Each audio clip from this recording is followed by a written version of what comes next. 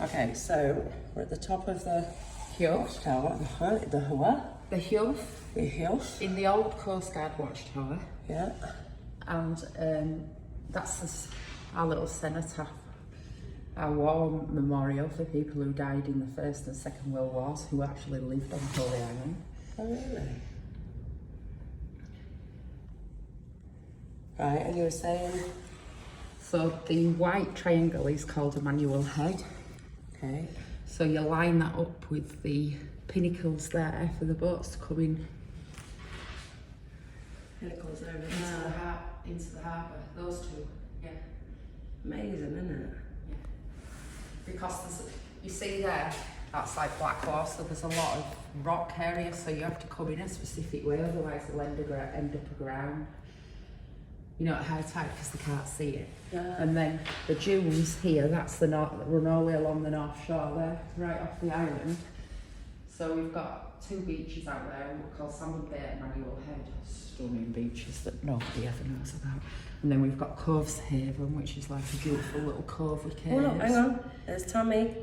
Look, There's she Tommy. is. Hi, Breathing.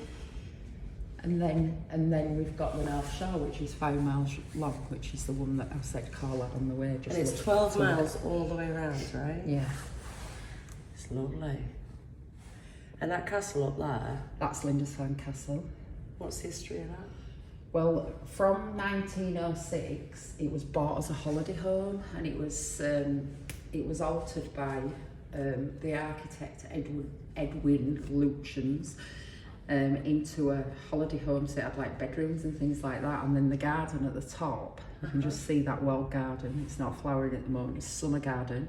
So Gertrude Jekyll designed that. So they were a famous architect and garden designer in the early 1900s. Wow. We're in like Country Home magazine and stuff that they had then. And that's flowers in summer because that's when he visited in summer. So does anybody live there now? No, it's been taken over by National Trust now. Ah. So when he died, it got left to, I think it were his sister, and there were no jails left to your family, so she left it to National Trust. Ah. It's fascinating, isn't it? It's real tiny, is the castle inside. That thing down there looks like a little grave, doesn't it? Like a tomb. It probably is. Yeah. But do you know what else I can tell you about the castle, which I didn't know until because they started extending the history? That during the First and Second World Wars, they used it as a garrison.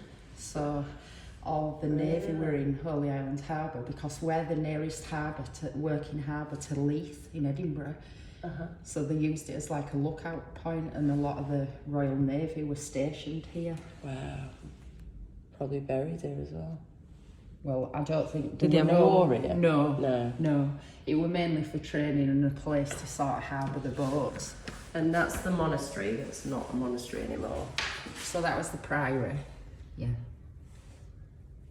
So the whole building was as big as these walls, so you can imagine it was very big. And that when the Viking raids came, you see, they smashed it to smithereens. But some of this priory stone, if you walk around the village, people have used to build the houses.